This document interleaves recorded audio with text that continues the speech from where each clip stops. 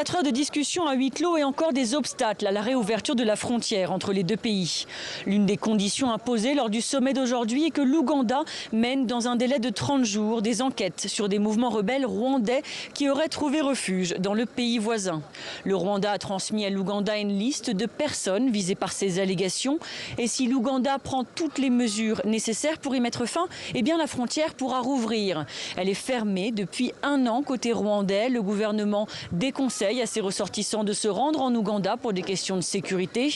Aujourd'hui, au poste frontière de Gatuna, où je me trouve, un lieu symbolique. Les deux pays ont également signé un traité d'extradition et c'est une première. Je rappelle que le Rwanda et l'Ouganda s'accusent de déstabilisation depuis de longs mois. Kigali reproche à son voisin d'emprisonner ses ressortissants et de soutenir des groupes rebelles. De l'autre côté, Kampala se plaint d'espionnage.